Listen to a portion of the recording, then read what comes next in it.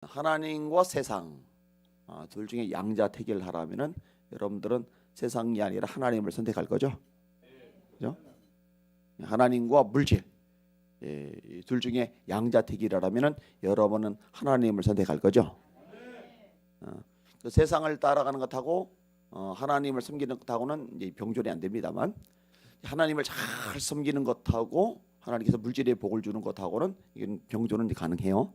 근데 이제 둘 중에 굳이 하나를 선택하려면은 뭘 선택할 거냐? 이거는 뚜렷해져야 됩니다. 하나님이 되셔야 됩니다. 최우선순위 하나님. 오늘 본문에 보니까 천국에 대한 이야기 두 가지가 나오는데, 하나는 밭에 감추인 보화를 발견한 것, 하나는 값진 진주를 발견한 것. 이 발견했다라는 단어가 두 번 반복해서 나와요. 천국을 발견한 거예요. 하나님 나라가 있다는 걸 알게 된 거예요. 자, 이 사람에게 나타나는 특징이 뭐냐? 명확하게 우리에게 말씀을 해주고 있어요. 44절.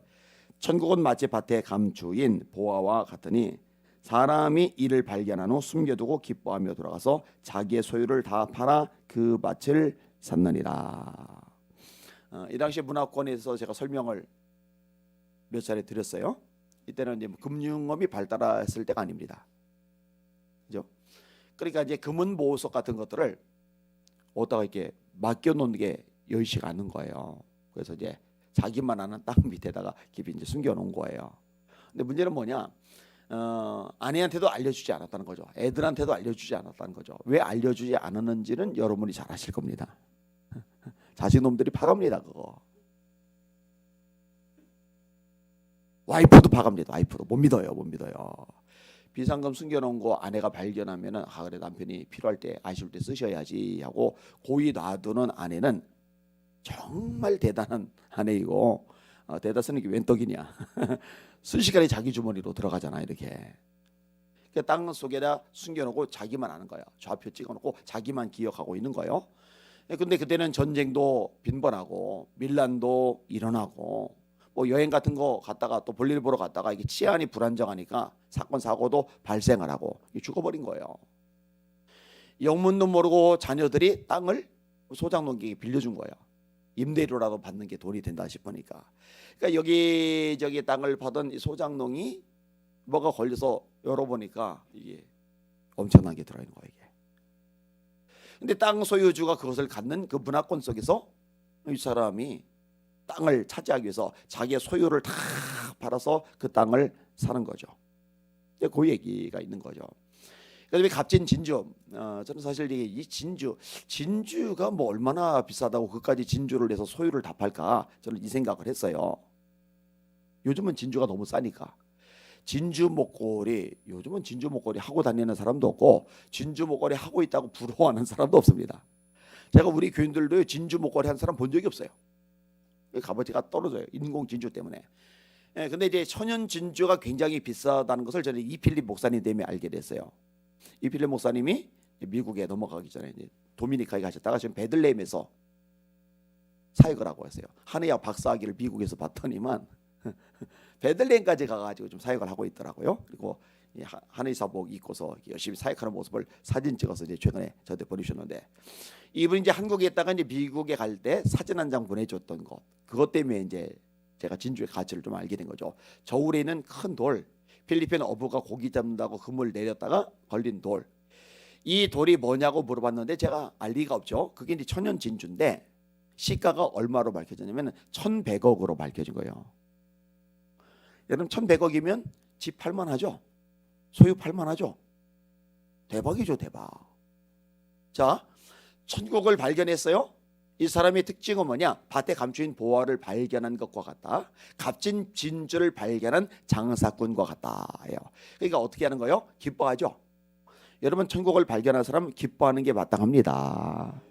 여러분에게 이 기쁨이 있기를 주님의 이름으로 축원합니다. 마치 천국이 없는 사람인 것처럼 인상 쓰고 우울해하고 절망하고 좌절하고 이럴 수는 없다는 거예요.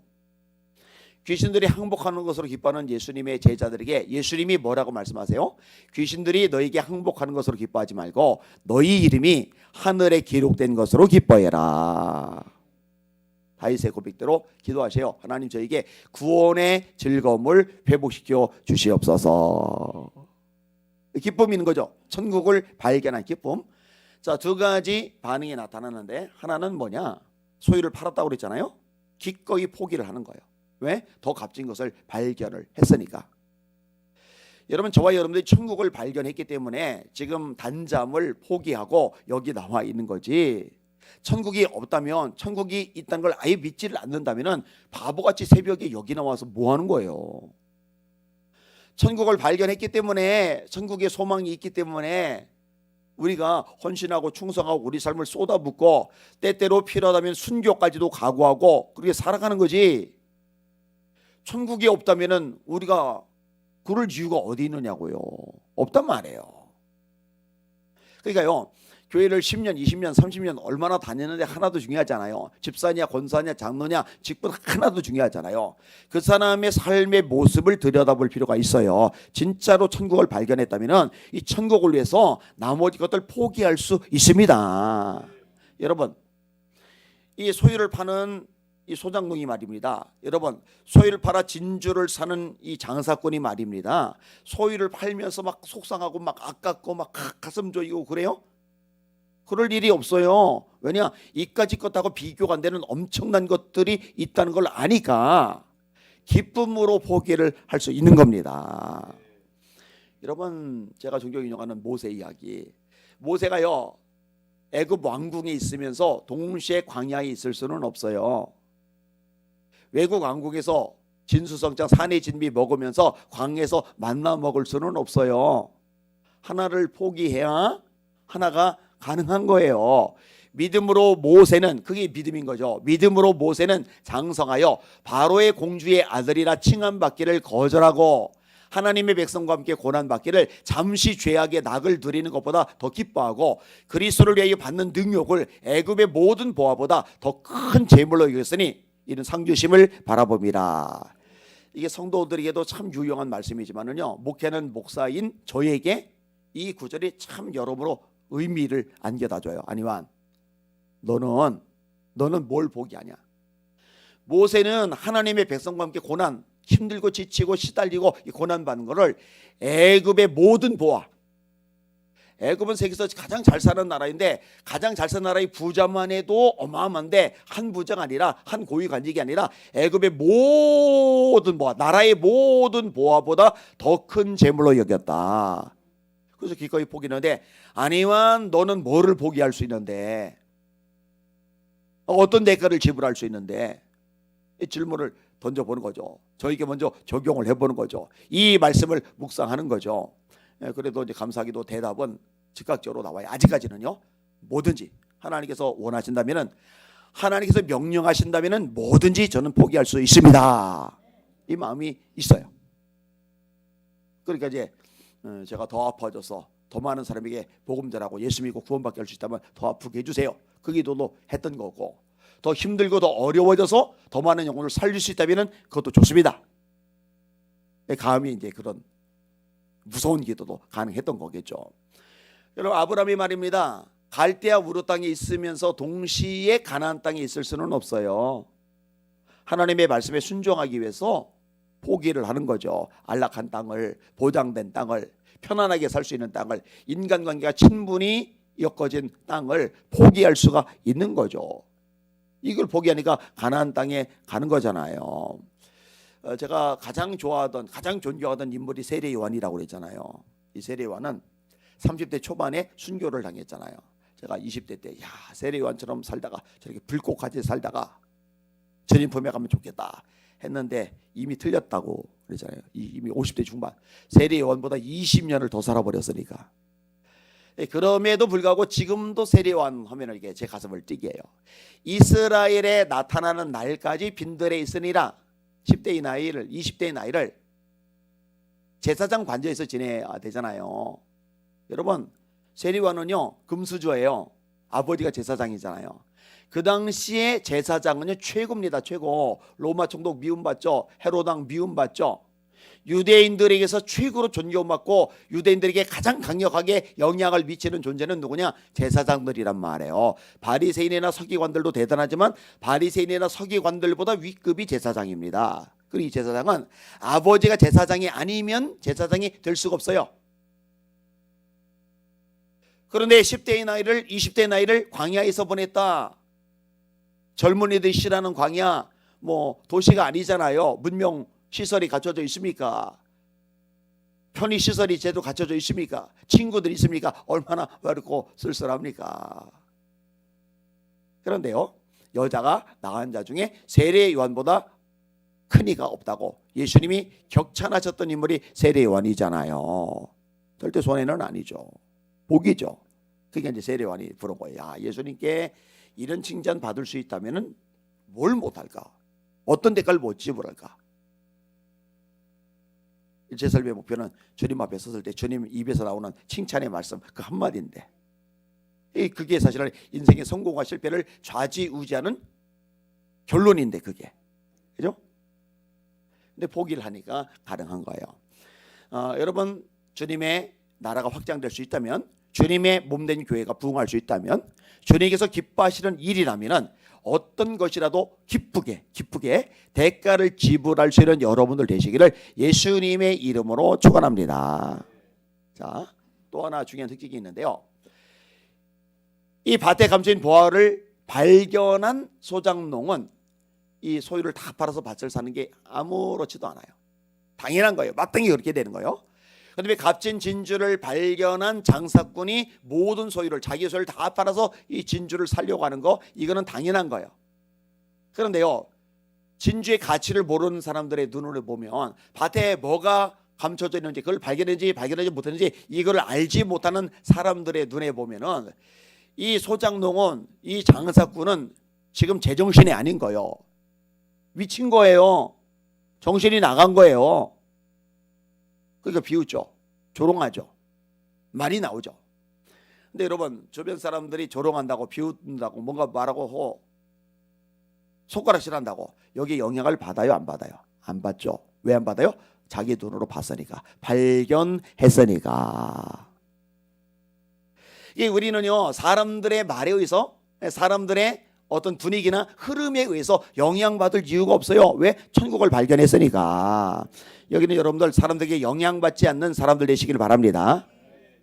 사람들의 말에 의해서 왔다 갔다 하지 않는 주님의 종들 되시길 바랍니다. 확고부동하기 때문에 흔들리지 않는, 결코 요동하지 않는 주님의 종들 되시기를 예수님의 이름으로 축원합니다. 여러분, 노아가 방주를 지을 때 얼마나 비웃었겠냐고요. 얼마나 조롱했겠느냐고요. 미쳤다고 별의별 소리 다 듣잖아요. 노아 꿈쩍 안 해요. 왜? 이 방주가 자기와 자기의 가족들이 살 길인 줄 아니까. 여러분, 바울 사도가요, 예수님을 만났어요. 바리새인 집안 사람인데, 가말리엘 밑에서 배웠는데, 로마 시민권자인데, 히랍어에 능통한데, 히랍 철학에 능통한데, 율법에 흠이 없는 사람일 정도로 대단한 사람인데, 제사장들, 권력자들 신임이 두터운데 싹 다 버리고 전도만 하고 다녀요. 예수만 자랑하고 다녀요. 본인 입으로도 고백해요. 그러나 내게 유익하는 것을 나 해로 여길 뿐더러 또한 모든 것을 해로 여김은 내 주 그리스도 예수를 아는 지식이 가장 고상하기 때문이라. 내가 그를 위하여 모든 것을 잃어버리고, 포기하는 거죠. 잃어버리고 배설물로 여김은 그리스도를 얻고 그 안에서 발견되려 함이니, 내가 가진 의는 율법으로 말미암은 것이 아니요 오직 믿음으로 말미암은 것이니 그 믿음으로 하나님께로부터 난 의라. 이 바울이 열심히 복음을 전하다가 고소를 당한 거예요. 총독에게 재판을 받는 거예요. 근데 총독이 이 바울을 잘 상대를 해줘요. 왜냐, 딱 보니까 보통 인물이 아니거든요. 실력이 있거든요. 머리가 좋거든요. 학력 수준이 굉장히 높거든요.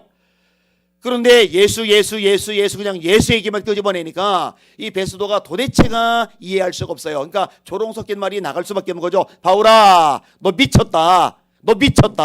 네 많은 학문이 너를 미치게 한다. 야, 저렇게 높으신 분, 권력 있는 분 입에서 미쳤다는 소리나 듣고 앞으로 내가 입 조심해야지. 내가 이렇게 비웃음 사면서 조롱이나 당하면서 있으면은 창피하잖아. 조심해야지. 이렇게 안 해요. 나 미친 거 아닙니다. 그리고 그 후로도 계속 예수님 얘기를 과감하게 끄집어냅니다. 여러분 딱 하나 얘기합시다. 우리가 전도를 해요.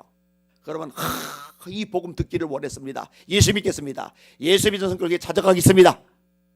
그리고 따라서 예배당 옵니까? 친척들이, 친구들이, 이웃들이, 가족들이요.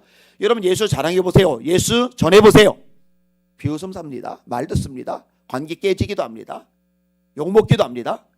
근데 여러분 기꺼이 그렇게 당할 수 있는 여러분들 되시기를 예수님의 이름으로 축원합니다. 따라합시다. 내가 복음을 부끄러워하지 아니하노니. 아멘. 입도 뻥끗 못하고서 예수 얘기 끄집어도 못 내고 그러면 안 돼요. 천국을 발견한 사람의 모습이 아니란 말이에요. 자, 두 가지만 기억하세요. 하나는 진짜 천국을 발견했다면 포기할 수 있다. 진짜 천국을 발견했다면 비웃음 따위 영향받지 않고 확고하게 서 있을 수 있다. 이 두 가지만 살펴보면은 그 사람이 천국을 정말 믿는 사람인지 믿지 않는 사람인지, 천국을 발견한 사람인지 발견한 척하고 있는 사람인지 구분이 되거든요. 여러분들은 어떠신지요? 주님을 위해서, 하나님을 위해서 필요하다면 기꺼이 우리 소중한 것도 포기할 수 있기를 바랍니다.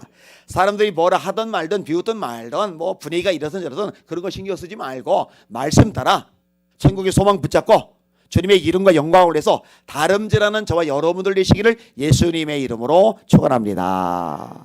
아멘. 기도하겠습니다. 손 드시고요. 하나님, 제가 뒤돌아서지 말게 하여 주시옵소서. 곁눈질하지 말게 하여 주시옵소서. 말씀 위에만 서게 하여 주시옵소서. 천국을 바라보며 천국의 소망을 가지고 승리하게 하여 주시옵소서. 주여 한번 부르고 합심하여 기도합시다. 기도합니다.